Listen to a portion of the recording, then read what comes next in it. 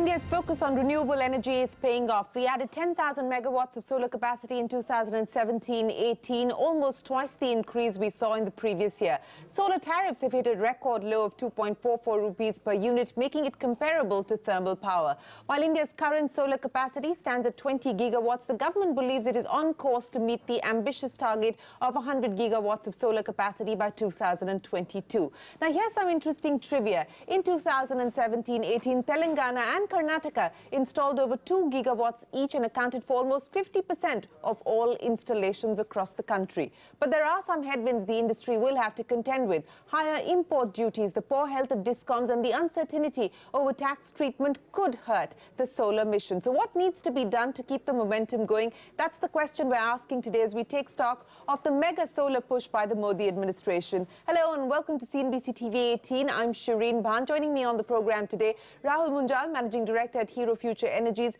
Priyadarshini Sanjay, Managing Director at Mercom India, and Kuljit Singh, Partner Transaction Advisory Services, Infrastructure, Industrial and Consumer at EY India. Appreciate you joining us here on the show. Rahul, let me start by asking you, and since we're talking about EY, India's global rank on the EY Renewable Energy Country Attractiveness Index has increased from number 6 in September 2014 to number 2 in October 2017. So we're just behind China. So clearly there has been significant momentum. Clearly there is enough thrust on the solar mission. What are the big challenges today?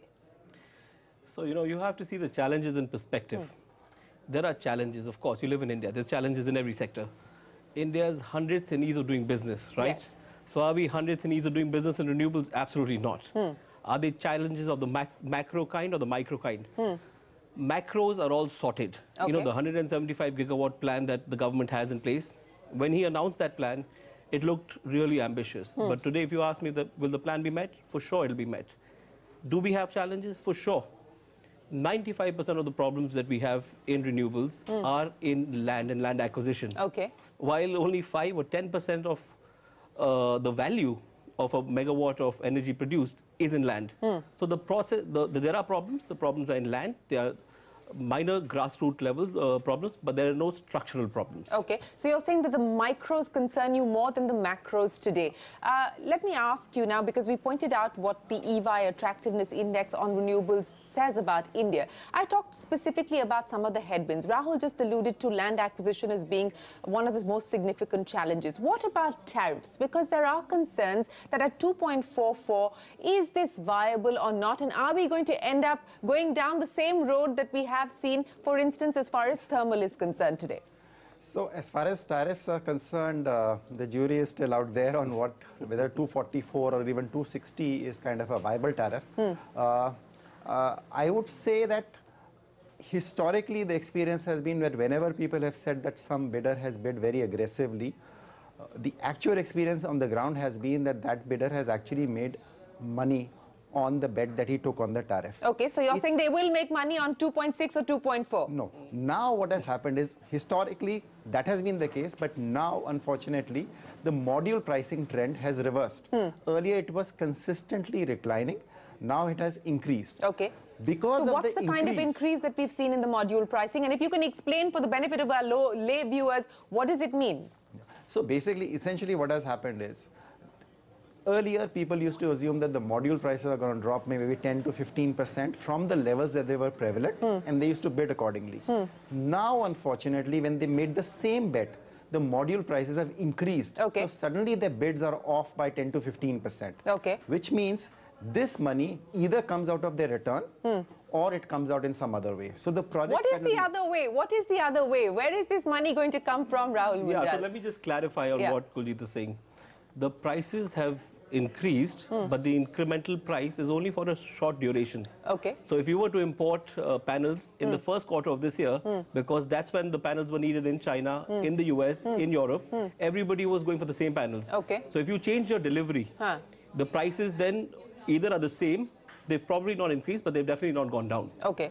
So for a certain period of time, the prices have increased, so you can say, but that's not for delivery late in this year or next year. Okay, so, many caveats there. The jury is still out and so on and so forth. But given what we are seeing in terms of the module pricing trends, are these tariffs viable?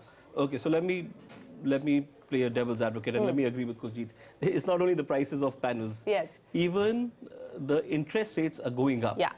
So the interest rates we had factored in our business plans when we were bidding for the previous bids earlier in the year are different from what we are factoring in now. Okay.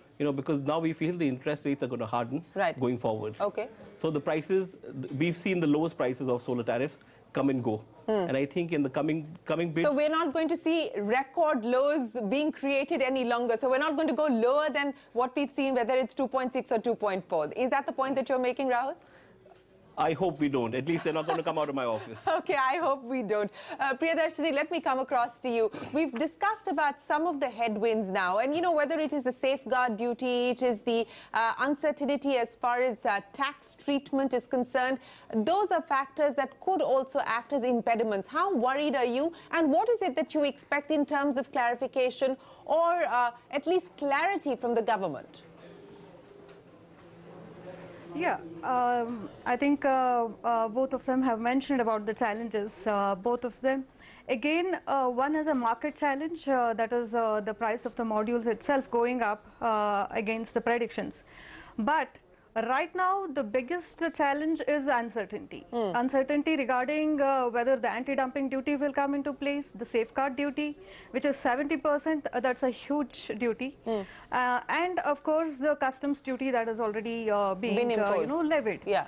So these are the challenges, on the ground right now, and that is the reason why much of the auctions are not seeing very good participation, or are being cancelled or postponed. The other thing is, again, the reluctance of the DISCOMs itself to buy power at anything not low, than the lowest price that is available, but which is not actually practical, because each state the solar irradiation is different, each state the challenges are different. Okay. So again, the reluctance of the DISCOMs itself not being able to buy solar at a better price is a challenge. Okay. And the other biggest challenge is the PPA renegotiation itself. Because if a legal contract is being contested, then where is the certainty? How will the lenders lend? What is the risk that they will factor into each of these transactions? So these are the issues right now which need clarity. Several issues that you've raised there in terms of the possible headwinds, including PPA renegotiations, reluctance of DISCOMs to sign perhaps at viable rates, and of course the anti-dumping possibility.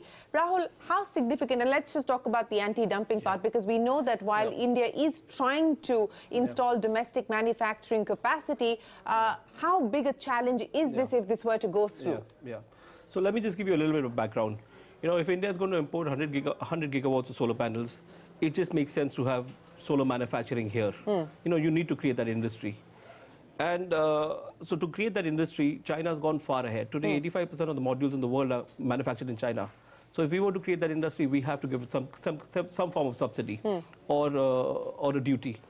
Having said that, let me correct what my co-panelists were saying.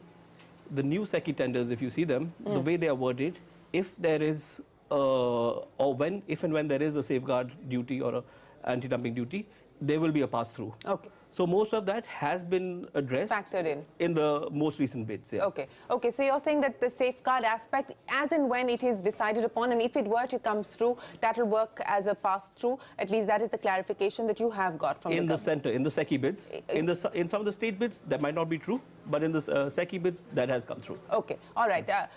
Kuljit, let me ask you now on the other issue that Priyadarshini raised, and that is as far as the credit profile of DISCOMs, as well as this business of tariffs and what they are going to be able to ink the PPAs at. How much of a risk is that? See, as far as the credit risk is concerned, that is genuinely a risk, because ultimately the money is coming from the distribution companies which are owned by the state governments. And those distribution companies have not been performing efficiently for many, many decades now. And there is no plan that we see from the government side in trying to improve the efficiency by changing the ownership. So DISCOMs are what they are, and they will remain what they are. And Uday hasn't helped. Absolutely right. Okay. So now, keeping in view that DISCOMs will remain in the state government, there are a couple of things which the government can do. One is that they can give support from SECI and NTPC, which can act as intermediaries to the various bids. The second thing is that there is this huge coal cess that gets collected on the sale of coal, which is now being diverted towards the goods and services tax. Our thinking is, if that amount could be used for the renewable energy projects for which it was originally meant, that would address some of the credit risk perspective, because we don't think that the problem of distribution companies in the Indian context is going to go away in a hurry. That's not going to happen. So use the coal cess to give the necessary credit support in case there are delays of payments to the renewable energy players. Okay, just again for the benefit of our viewers, not many of you may be familiar with the terms that we're throwing around. So SECI is the Solar Energy Corporation of India. Priyadarshini, on the issue of storage, because that again is going to be one of the critical aspects to look at when we talk about creating this ecosystem. What is the need of the hour today? Because SECI has, of course, called for expressions of interest in this matter as well. I think, SECI has, shown interest. Their payment, payment guarantee mechanism is there. But still, even in terms of, SECI's contracts itself, again, we had issues where the NTPC itself was taking time to, sign power sale agreements with the, counter discoms that the projects were in. So the ground reality is, of course, when you're talking about challenges like land acquisition, solar parks, are an answer to it. I mean, by far. Solar parks have been, a solution to that, even the power evacuation. But, the need of the hour is to have a visibility. What is it that the, the manufacturers or developers have to plan for the year? Are they going to see tenders of 20 gigawatt, which was the MNRE trajectory? That every year they will see 20 gigawatt of wind and solar project tenders every year. So there needs to be a visibility. Okay, visibility on the roadmap. The tenders have to be issued on that particular process that they have claimed. Okay, Rahul, would you agree that there needs to be better visibility and clarity on the roadmap, especially when it comes to what's on offer from a tendering point of view? Absolutely, absolutely. You know, this minister, when he came in November, he said, I'm going to come out with 20,000 megawatt of tenders over the next 3 months. And he has brought out about 12,000 megawatts of that. And this is the greatest pipeline of tenders that we've seen coming out ever since the 175 gigawatt plan was announced. Okay. So I think as far as tenders coming and the pipeline coming, we're in a very healthy place right now. So I don't see a problem of complaining here. But going back to your earlier question of storage, and then I want to make 2 or 3 points. Electric vehicles are coming, right? You like it or not. Electric vehicles, if you run them on thermal energy, then there is no point. You need to run them on renewable energy. So you don't want to shift the burden. Now, electric vehicles need batteries. Are we going to start importing batteries from China the way we import solar panels? Or can we today create a battery ecosystem in the country is the question. But the battery guys as well as the OEMs are saying till we have visibility on what your target is, which keeps changing every day, by the way. First you say we need a policy, then you say we don't need a policy. Each ministry can draw out its own action plan. And I think that is where the confusion lies, that how do you build capacity, how do you plan for capacity when you have no end in sight? Absolutely, I completely agree with you. We need to understand which government department will champion this. You know, the road and transportation champion wants to do it, MNRE wants to do it. So there is, it falls in a lot of buckets. We need to find out who the champion is and what the policy is. But this is the time to start investing in storage, in batteries, so we don't lose the race to China and Korea.